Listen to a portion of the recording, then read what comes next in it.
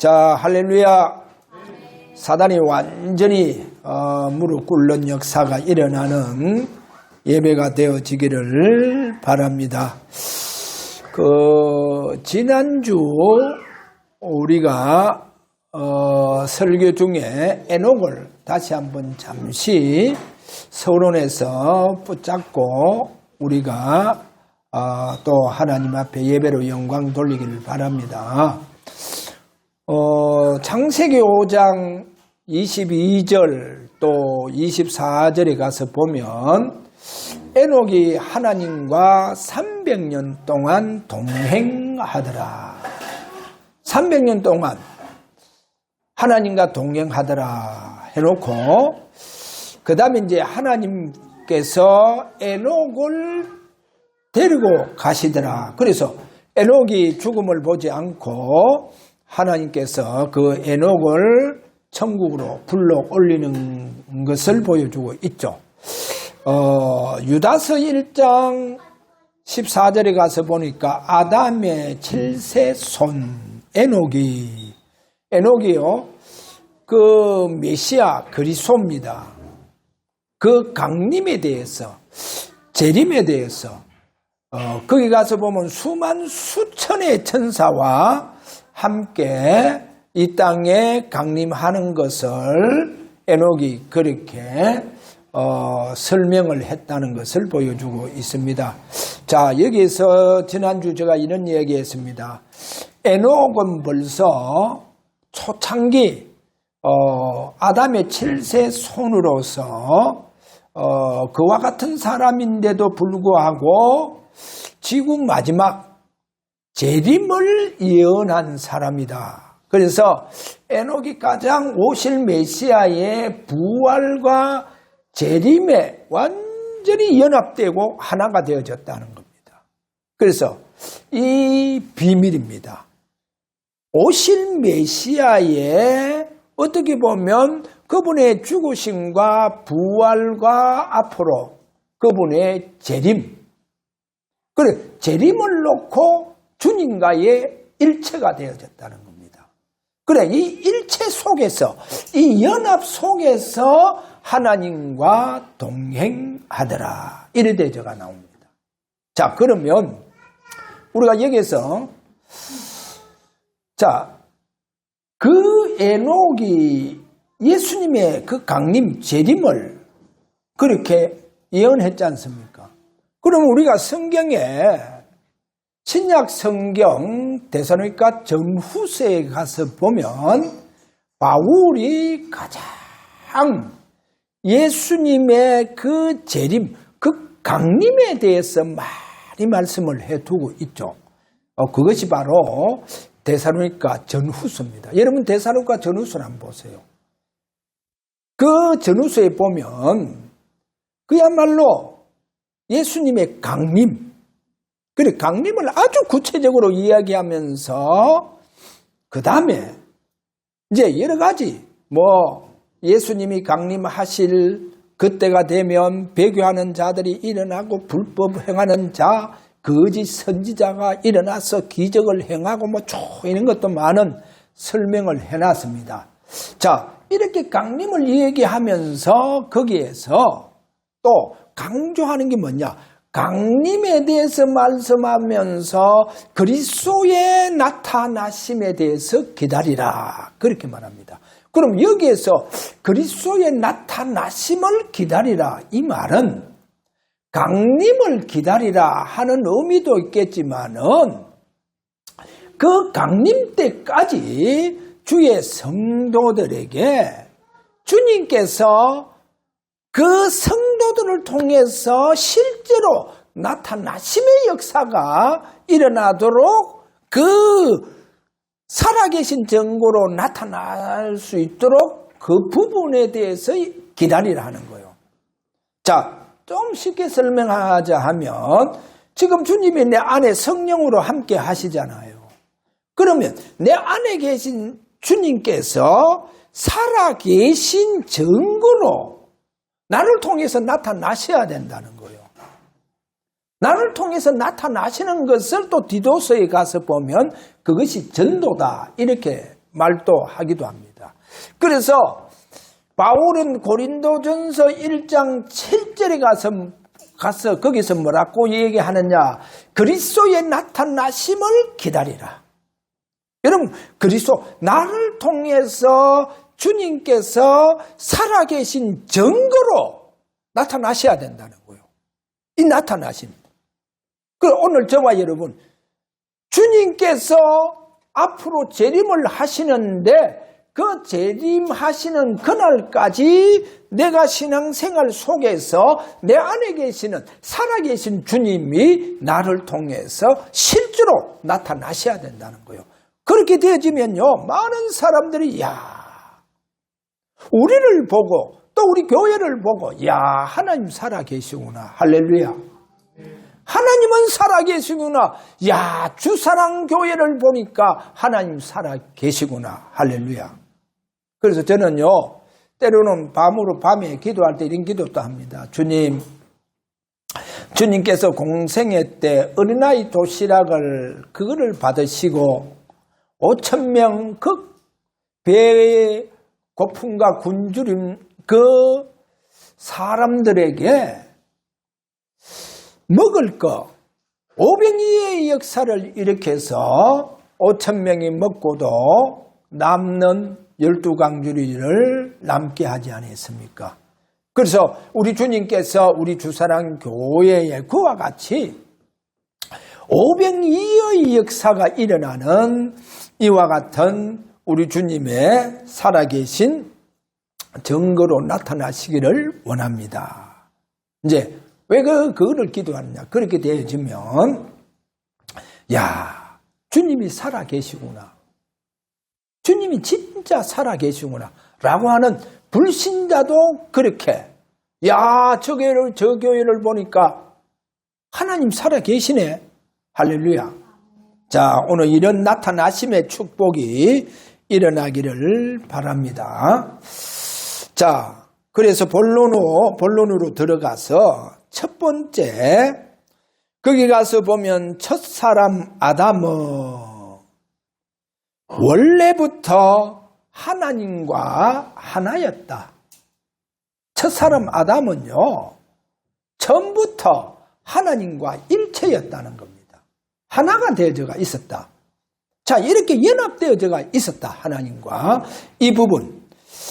자, 여기에서 첫 번째로 가서 보면 유일한 일체의 축복.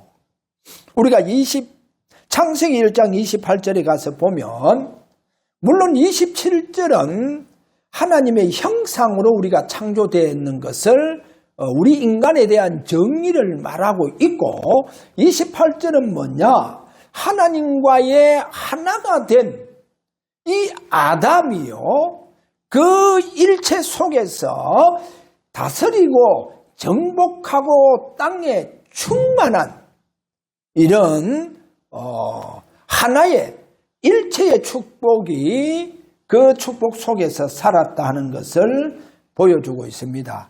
그래서 이 부분에 대해서 그 창세기 2장 7절에 가서 보면 첫사람 아담이 하나님의 그 생명의 숨을 호흡을 할 때마다 하나님께서 그 하나님의 생명을 호흡하는 아담에게 영으로 임재를 해주셨다는 겁니다. 그래, 호흡을 통해서 하나님의 임재의 축복 속으로 들어가는 아담은 하나님과의 하나, 일체의 축복 속에 있었다는 겁니다. 할렐루야. 자, 첫사람 아담이요. 오늘도 원래부터 하나님과 뭐다 말입니까? 하나였다는 거예요. 하나. 그래, 이 축복이 있었다는 겁니다. 그래서 다스리고 정복하고 땅에 충만은 하라 하는 이 일체의 축복을 주셨고, 더 나아가서 하나님의 생명의 숨을 호흡할 때마다 하나님께서 그 아담에게 임재의 축복으로 역사해 주셨다. 자, 그러면 이게 얼마나 이 일체가 하나가 하나님과 하나의 이 축복이 얼마나 큽니까? 그러면 사단은 이거를 깨뜨리려고 하겠죠.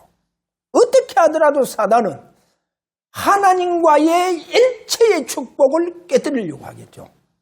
그래서 이제 선악과를 통해가 우리 인간을 유혹을 하는 겁니다.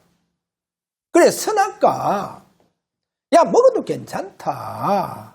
얼마나 탐스럽고 먹음직스럽냐.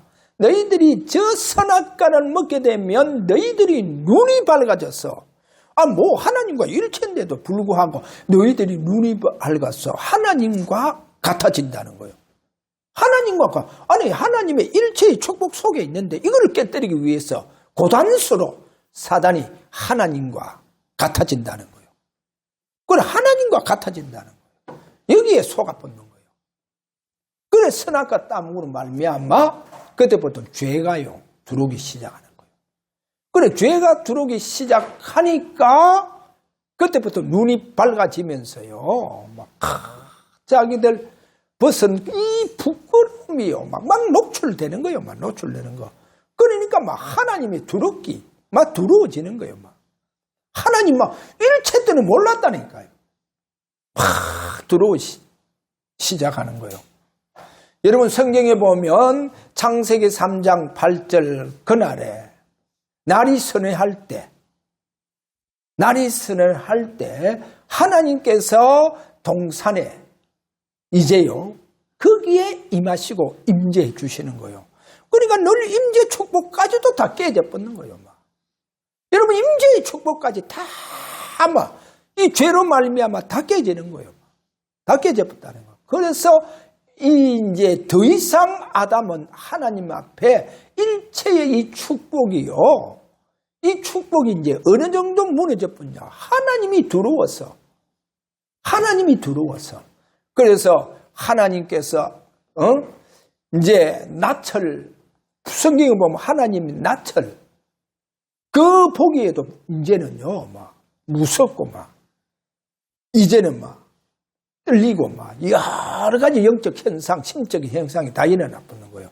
그래서 너무 불안해서, 너무 하나님 두려워서 이제는 숨기 시작하는 거예요. 숨기 시작. 이건 뭡니까? 완전히 하나님과 일체가 다 무너져 버는 거예요.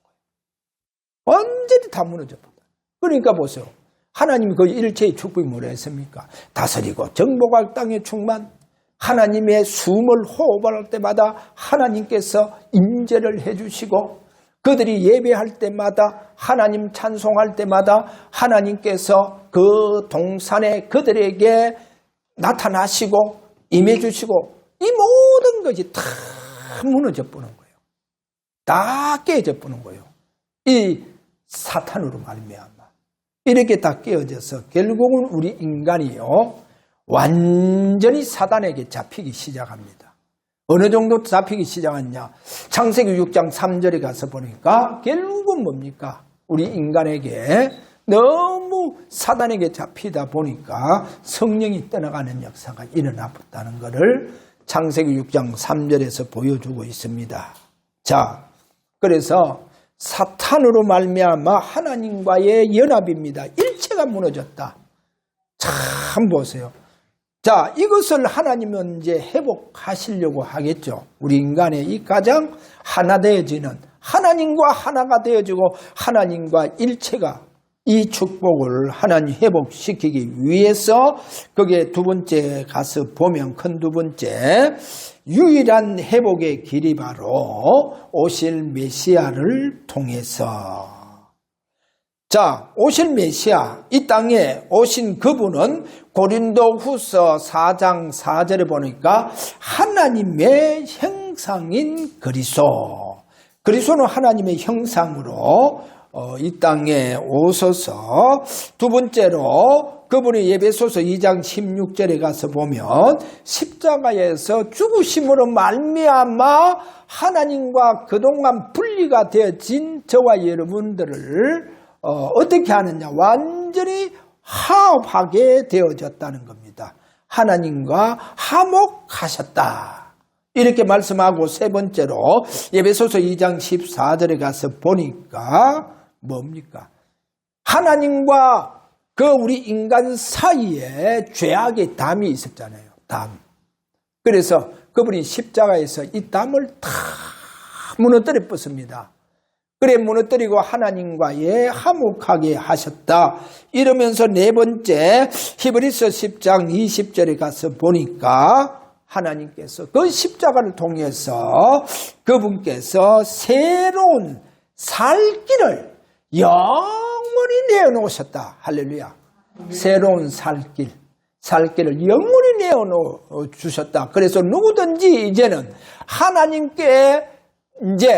하나님께로 가서 하나님의 임재의 축복 속으로 들어갈 수 있는 바로 이 축복의 길을 다 여셨다. 할렐루야.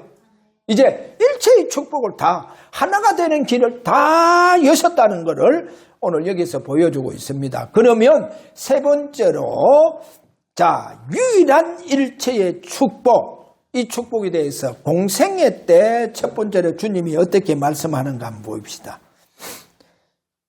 거기에 공생애 때 요한복음 10장 30절에 가서 보면 주님이 이렇게 말합니다.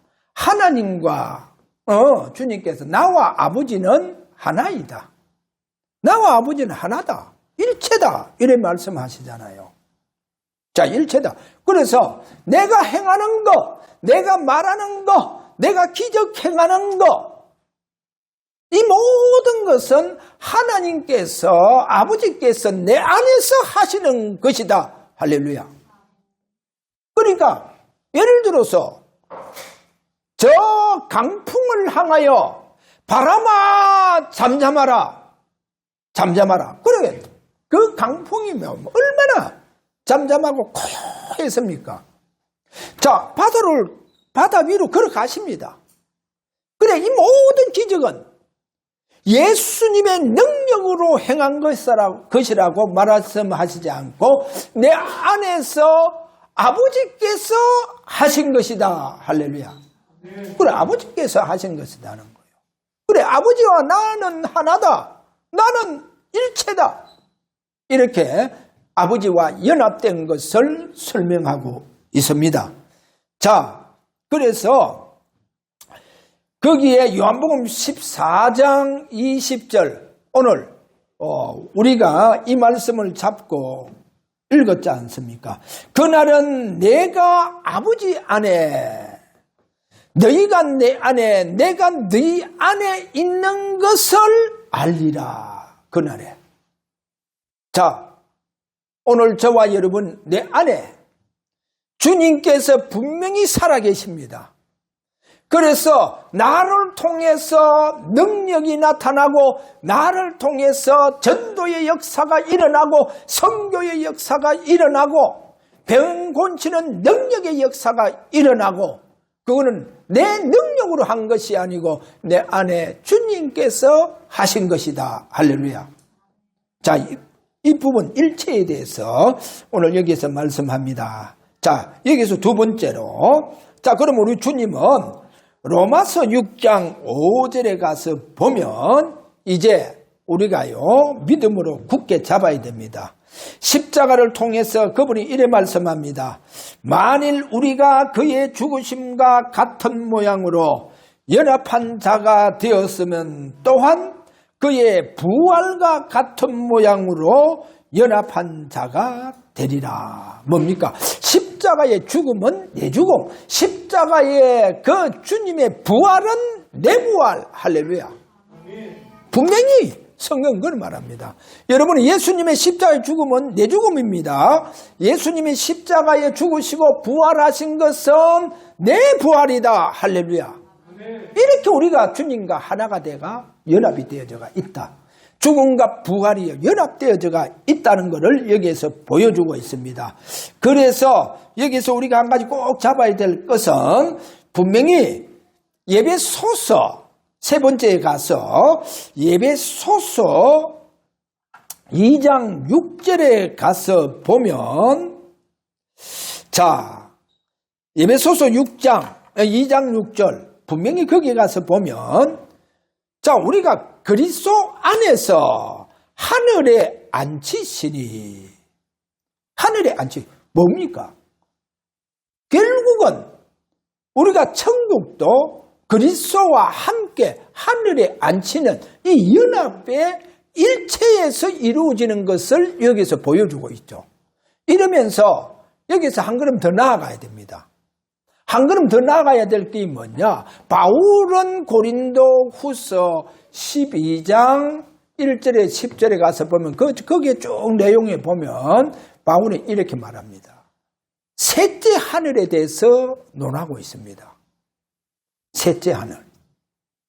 근데 이 셋째 하늘, 그러면 오늘 우리가 결론적으로 여기에서 셋째 하늘, 하늘에 앉히시니, 제가 이런 말씀을 했잖아요.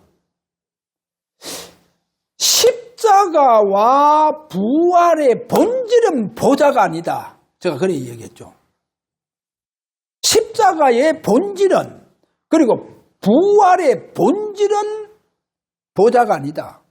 부활의 본질은 보좌가 아니다. 그거는 뭐랬으면 셋째 하늘이다. 우리에게는요. 주님에게는 보좌지만 우리에게는 셋째 하늘이다. 왜냐하면 많은 사람들이요, 마치 자신이 보좌의 배경 속에서 보좌의 능력을 행하듯이 얘기하고 있더라고요. 야, 전 성경을 너무 잘못 가르쳤다. 주님의 부활의 본질은 보좌입니다. 왜 그러냐? 그분은 우리의 경배의 대상자고, 그분은 보좌에 계시는 그분은 우리의 경배의 대상자뿐만 아니라 보좌에 앉아 계시는 그분은 심판주입니다. 내가 보좌에서 무슨 경배 대상자 심판주가 됩니까? 아니요. 바울은 뭐라 합니까? 분명히 에베소서 2장 6절 주님과 함께 어디요? 하늘에 앉히시니. 바울은 이 비밀을 가지고 어떤 영적 비밀 속으로 들어갔냐? 그것이 바로 고린도 후서 12장 1절 12절 뭡니까? 셋째 하늘이라는 거예요. 그래, 셋째 하늘은 뭐냐? 우리의 영적 비밀입니다. 어떤 영적 비밀이냐? 거기 보면 이렇게 말하죠. 고린도 후서 12장 1절에 가서 보면 거기에 분명히 바울이요, 주의 환상과 계시를 말하리라 이래 말하잖아요. 말하리라. 그래, 주의 환상과 계시를 말한다는 거예요. 그래, 셋째 하늘은요, 우리의 영적 비밀입니다. 이 어떤 비밀을 우리에게 있느냐? 그래서 우리는 영적 싸움, 이 비밀을 가지고 우리가 영적 싸움을 해야 된다는 겁니다. 이 비밀로 영적 싸움을 해야 돼요. 그래서 우리의 이 영적 싸움, 첫째, 분명히 그분은 보좌에 앉아 계십니다. 그 보좌에 앉아 계시는 그분이 보좌의 왕권으로 오늘도 우리에게 임재해 주셔야 된다는 거예요. 그래, 왕권으로 임해 주셔야 된다. 그러면 이렇게 왕권, 그래서 그분이 마태복음 16장 28절에 가서 보니까 그 12제자들에게 너희 중에 인자가 왕권을 가지고 오는 것을 볼 자가 있느니라. 너희 중에. 그렇게 말씀하시고 마가복음 9장 1절에는 너희들 중에 하나님의 나라가 권능으로 임하는 것을 볼 자가 있댔죠. 하나님 나라가 권능으로 임하는. 그래서 한 가지 참고하자면 마태복음 12장 28절에 가서 보니까 내가 성령에 힘입어 귀신을 쫓아내면 너희 안에 하나님의 나라가 임하였느니라. 이미 너희 안에 하나님 나라가 임하였느니라. 자, 아주 중요합니다. 우리의 영적 싸움의 비밀을 바울은 셋째 하늘을 통해서 우리에게 어떻게 말씀하느냐. 보좌에 계시는 그 주님께서 오늘도 저와 여러분에게 우리 주사랑 교회의 보좌의 왕권을 가지고 임해 주셔야 된다는 거예요. 임재해 주셔야 된다는 거예요. 그러면 어떻게 되느냐. 사도행전 35절에 가서 보니까 자, 그게 이래 말합니다. 내가 네 원수로 네 발등상이 되게 하기까지 너는 내 우편에 앉아 있어라. 여기 뭐라고 말합니까? 발등상이 되게 하기까지. 발등상. 그래서요, 오늘 꼭 잡아야 됩니다. 주님께서 만약에 여러분 가정에 보좌의 왕권을 가지고 임했다. 여러분 가정에 모든 사단이 어디 되느냐? 항복하는 역사가 일어납니다. 할렐루야. 그 말은 뭡니까? 완전히 사탄이 무릎을 꿇어본다니까요. 사탄이 완전 무릎 꿇어버요. 아니, 주님의 왕권을 가지고 오늘 우리 주사랑 교회에 임했다. 사단이요, 항복합니다. 할렐루야. 완전히 무릎 꿇는 역사가 일어난다는 거예요. 그래, 바울은 이 비밀을, 우리에게 영적 싸움의 비밀을 셋째 하늘을 통해서 우리에게 보여주고 있는 거예요. 오늘 저와 여러분이 승리하시길 바랍니다. 그래서 완전히 사단이 무릎 꿇는 역사가 일어나는 축복된 저와 여러분의 예배가 되어지면서, 자, 분명히요. 그러면 아니, 보좌에 계시는 주님께서 왕권을 가지고 임하신다. 왕권을 가지고 임하신다. 그러면 사단이 완전히 무릎 꿇는 역사가 일어날 수밖에 없겠죠. 자, 여기서 그러면 우리가 왜 우리에게 이 축복이 있느냐는 거예요. 이 축복이 우리가 분명히 요한복음 1장 12절 하나님의 자녀의 권세가 우리에게 주어졌다는 겁니다. 할렐루야. 그래서 저와 여러분이 사탄을 완전히 무릎 꿇게 하는 바로 왕권이 회복되어지는 축복이 일어나기를 바랍니다. 우리가 왕권이 회복되어져야 돼요. 너무 성도들이 무기력한 거예요. 사단에게 질질질질 끌려다니고 완전히 사탄의 심부름꾼으로 지금 살아가고 있다니까요. 저와 여러분 왕권이 회복되어지는 축복 왜 그러냐? 베드로전서 2장 9절에 가서 보니까 너희는 왕같은 제사장이니라. 아니, 왕이요, 왕권이 없으면 어디 되겠어요? 그래서 오늘 왕권 회복하는 저와 여러분, 그리고 우리 영적 분명한 이 영적 싸움의 비밀은 오늘도 주님께서 분명히 저와 여러분에게 보좌의 왕권으로 임하는 축복이 일어나서 우리의 모든 현장에 사단이 무릎 꿇고 완전히 항복하는 역사가 일어나는 이와 같은 축복이 일어나기를 바랍니다.